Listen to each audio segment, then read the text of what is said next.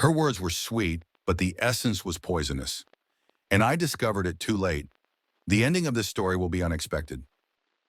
When I unlocked the door and stepped into the hallway, I knew something was wrong. The air inside the house didn't feel stale like it usually did when I returned from a trip. It was warm, stirred recently, almost like someone had been moving around.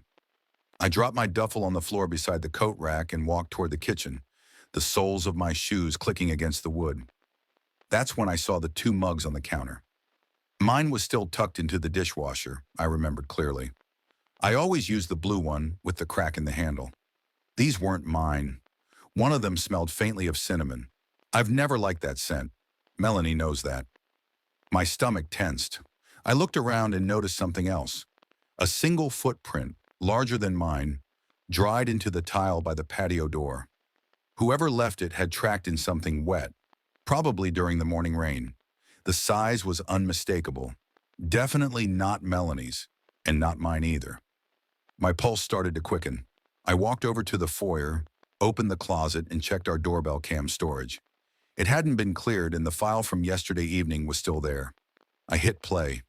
The image was crisp. A tall guy in a courier uniform, no box or bag in hand, letting himself in with the key we kept hidden in the ceramic frog by the planter. He looked familiar, and yet I couldn't place him. My hand tightened on the phone. I'd been gone 3 nights. I had left on Tuesday morning, but now I regretted not returning sooner. That night, while Melanie slept beside me, I lay still, staring at the ceiling. I couldn't sleep. I needed more than gut feelings. I remembered she had once linked her call log to our shared iCloud when she set up her phone. She'd forgotten to disable it. I slipped out of bed, careful not to wake her, and opened my laptop in the guest room. It didn't take long. A number kept showing up, listed under Samantha. But the area code was from Oregon, and the carrier name was male, Travis. The same number had called her twice the day I returned. By morning, I had a plan. I pretended I'd left my phone at work and asked to borrow hers for the day. When she handed it to me, I excused myself to the bathroom and mirrored her traffic to my laptop using a tool I kept for work emergencies. It took just 5 minutes to set up. Then I returned her phone and kissed her on the cheek. Back at work, I opened the feed and scrolled through her messages. My mouth went dry. Travis. She was chatting with him like a boyfriend. She told him she planned to pawn the engagement ring I gave her, because it felt like a chain, not a promise. My hands were shaking, but I copied the address of the pawn shop and left the office. The shop clerk didn't ask many questions when I showed him a picture of the ring. It had been sold 2 days ago. I bought it back on the spot, didn't even flinch at the price. As I left, I asked for a detailed receipt, item description, date, and seller ID. He handed it to me without hesitation. I texted one of my old college buddies, Kevin, who still worked in law enforcement, quietly off the record, and asked him to do a reverse lookup on Travis's number. I gave him a cover story. An hour later, Kevin sent back an address. Downtown. Not far. I didn't even think. I got in the car and drove there. Her car was in the driveway. I sat there, hands clenched on the steering wheel. It was surreal, watching the windshield blur with drizzle while I stared at the house where she was inside. My wife. I pulled out my phone, aimed it at the door, and hit record. 10 minutes passed, then 15. At 20, the front door opened. She stepped out in gym leggings and a hoodie. My hoodie. Travis followed, smirking, his hand on her waist. She looked at him like she used to look at me. I filmed it all. That evening, Melanie didn't suspect a thing. She smiled, made dinner, kissed our daughter goodnight.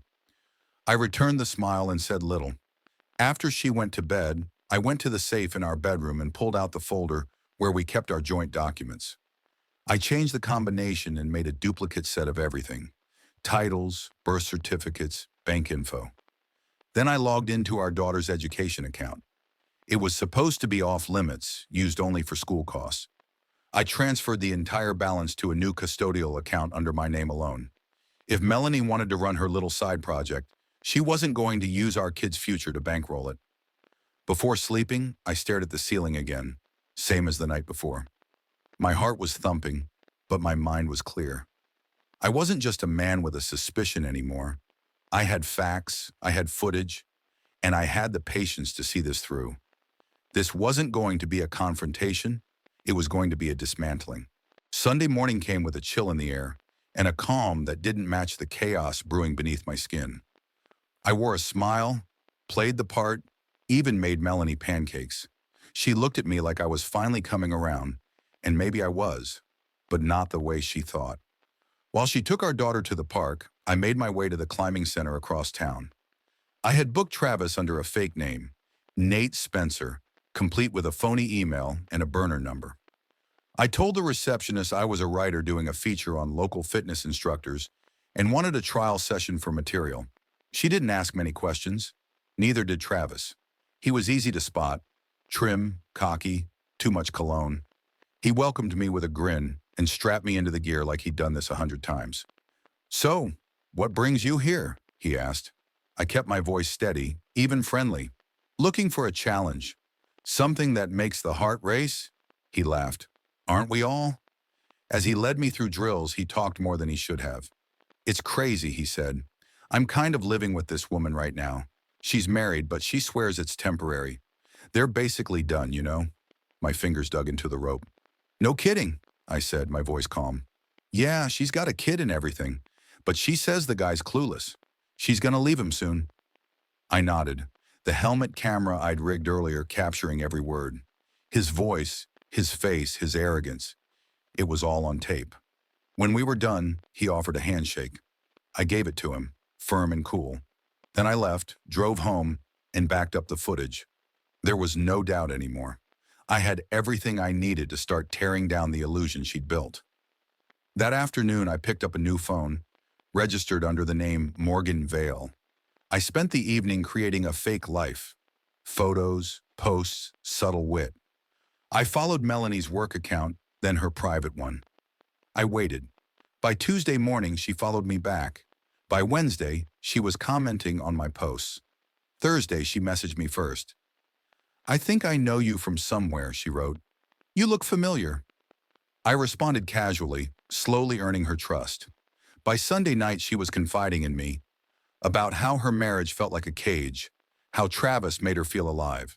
The next day, she sent a picture. Her and Travis, shirtless, in what was unmistakably our bedroom. I downloaded it, saved a copy in 3 separate folders, then printed one and tucked it in my safe. By then, I had installed a home network monitor. Every time Travis connected to the Wi-Fi, it logged his MAC address and activity.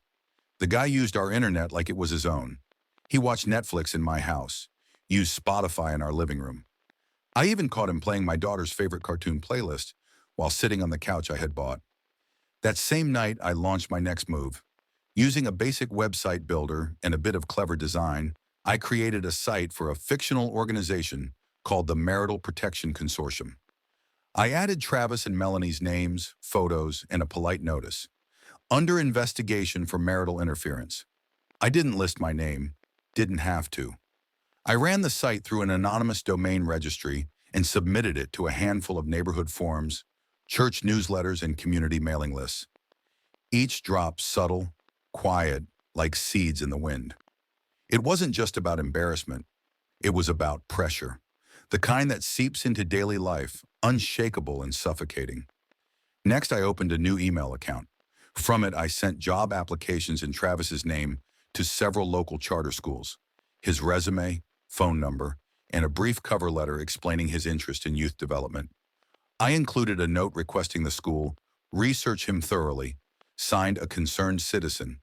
Given the nature of his personal choices and my accompanying documentation, I figured his background checks would raise more red flags than a battlefield. By the following Thursday, I initiated the formal property division. I'd already moved most of the assets to a trust under my brother's advisement. Melanie never saw it coming. The house, the accounts, even the investments in our daughter's name. I'd reshuffled the entire landscape. Then came the subpoena. I timed it perfectly. The night before, I let her see a text on my screen. An alert from the county clerk's office. She leaned over my shoulder, curious. I tilted the screen just enough. Legal notice. Response required in 7 days. She froze. What is that? Nothing, I said, locking the screen. Probably junk. But she wasn't stupid. The next morning, she found the envelope on the kitchen counter. Her name printed clearly. She opened it slowly, hands trembling. Inside, the official letter, a property list, and my ultimatum. Sign the agreement willingly or face an investigation. One she wouldn't come back from. She stood in the hallway for a long time, holding the papers like they might bite.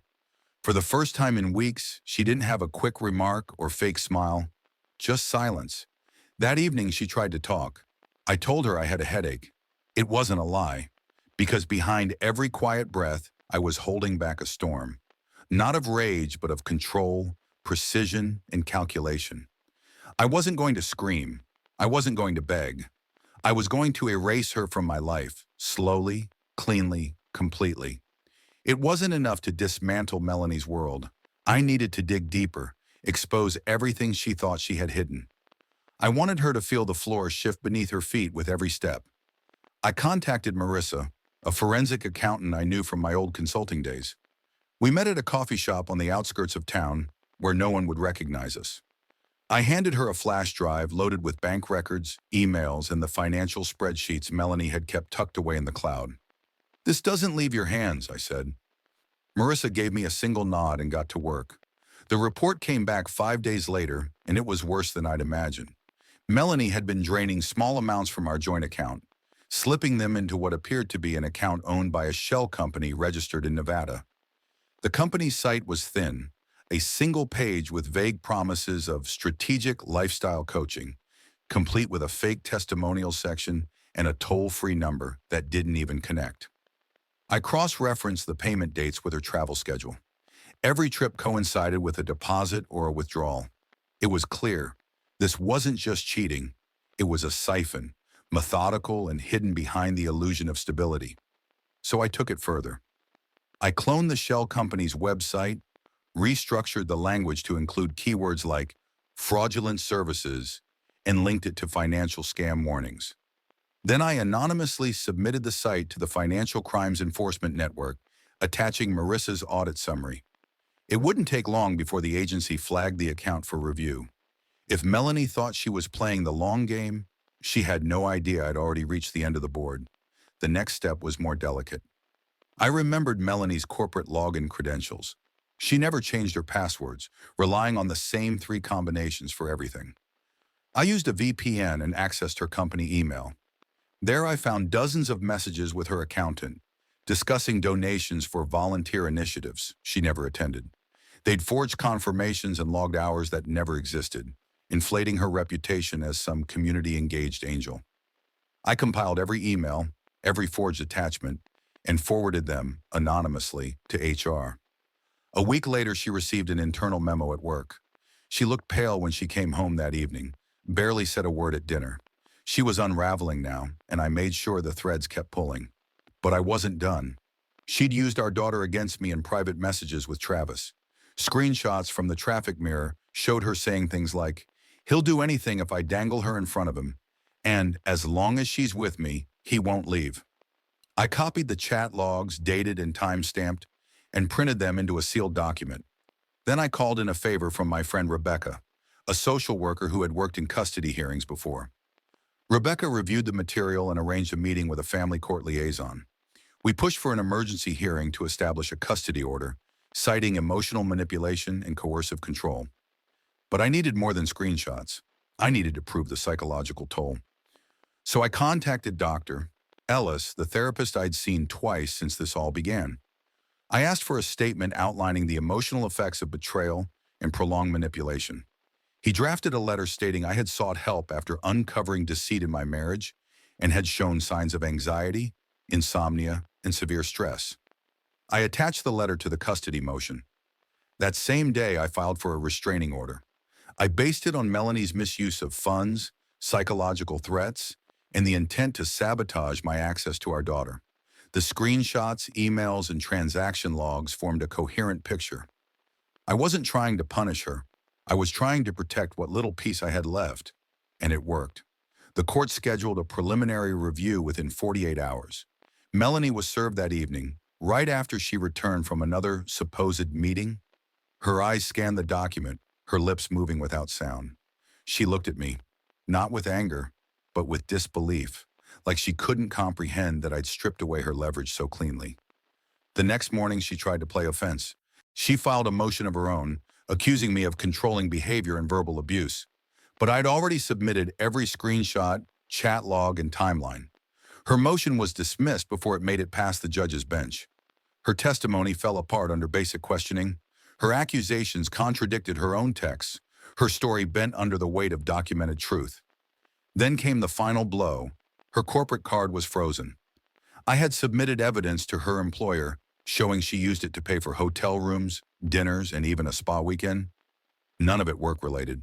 The internal investigation didn't just suspend her access, it put her under formal review. Suddenly, Melanie wasn't just dealing with a marital collapse, her professional life was crumbling too. That night, I found her sitting in the kitchen, staring at her phone like it had betrayed her too. Her hands trembled as she held the edges of a folder she wasn't supposed to have seen, one I had left on the counter intentionally. Inside was a copy of the ring receipt, the fake Instagram messages, the shell company audit, and a printed list of every IP address Travis used from our home network. She didn't say a word. I walked past her, poured myself a glass of water, and sat down at the table across from her.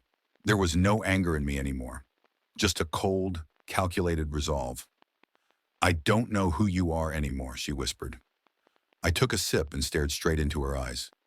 "That's the difference between us," I said quietly. "I never pretended." And with that, I stood up, walked upstairs, and closed the bedroom door behind me.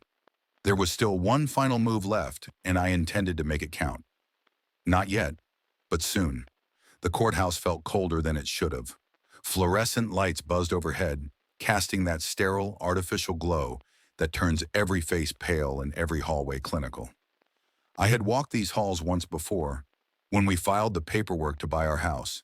Back then, Melanie held my hand, smiled through the nerves, joked about what kind of landscaping we'd put in. Now she stood 10 feet away, flanked by her lawyer, arms folded, eyes hollow. No hand to hold, no nervous jokes, just silence and tension thick enough to chew through. When our case was called, I stepped forward as the plaintiff. My attorney passed the judge a thick binder, pages of evidence, timelines, financial records, messages, audit reports, and custody documents. Every part of my preparation was laid bare, organized with cold precision. Melanie's lawyer tried to stall, claiming the volume of material was excessive for a standard separation hearing. The judge barely glanced up. "He's filed every item properly and within deadline. This is admissible." Melanie looked down. She hadn't expected the order of it all, the cold logic, the iron grip of control I had on the narrative. This wasn't a revenge fantasy. This was a blueprint, and every step had been checked, double-checked, and executed flawlessly. When I took the stand, my voice was steady. I testified about the emotional abuse, the financial deceit, the manipulation involving our daughter.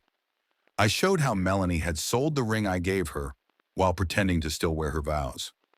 I walked the court through the fake shell company, the falsified charity work, and the misused corporate account.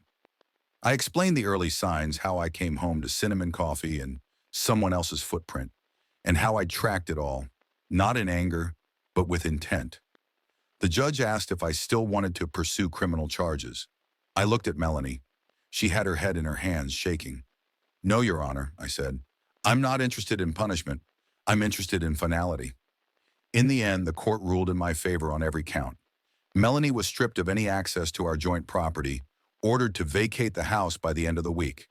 She lost access to our daughter for 12 months, pending evaluation. Her corporate misconduct was under review, and her attorney quietly requested a continuation for separate hearings. She didn't speak as I walked out. She didn't even look up. I picked up my daughter from school that afternoon, and we drove with the windows down. She asked if we could play her favorite playlist. I said yes and smiled as she sang off-key beside me, her voice loud and fearless. We passed familiar neighborhoods, turning east, then north, until the city gave way to hills and pines. The air felt lighter there, cleaner.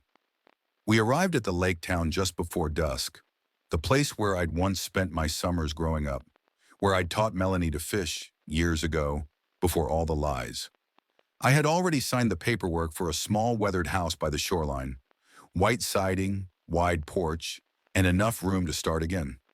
I parked the car, walked to the dock, and watched the water with my daughter, her legs swinging over the edge. Over the next week, I sold the house in the city, transferred utilities, and filed my change of address forms. I adopted my grandfather's last name, something I hadn't thought about in years, and registered my new ID. I was no longer Alex Reyes. I was Alex Whitman, a man with no online history, no financial ties to the woman who almost dismantled him. With part of the sale funds, I bought a minority share in a local auto shop, one of those mom-and-pop garages that specializes in vintage cars. The kind with real tools where people still wipe their hands on rags and drank burnt coffee in chipped mugs.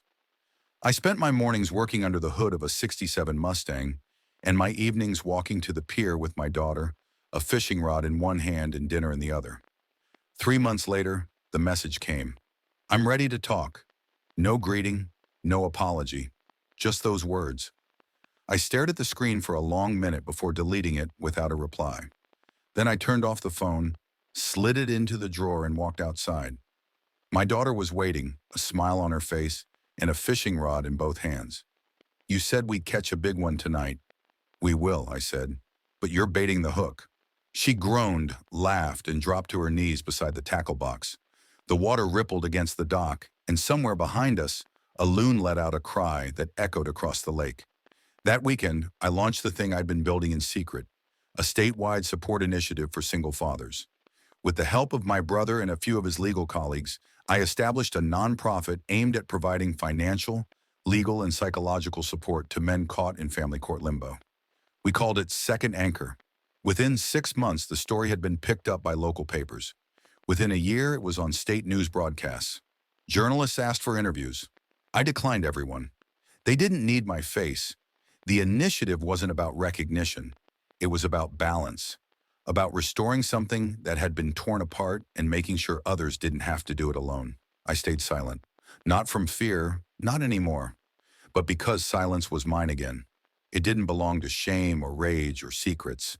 It was peace, and it was earned. In the end, Melanie never got what she wanted, neither the love she thought she was chasing, nor the life she tried to keep hidden. She disappeared into the edges of our past, a shadow with no weight. And me? I wasn't broken. I was rebuilt. That's all for now, folks. Thank you for being with me today and listened. And if you liked my story, please subscribe, hit the like button, and comment below what you think about all this, and what would you do if you were me. Also, don't forget to check my other stories in description below.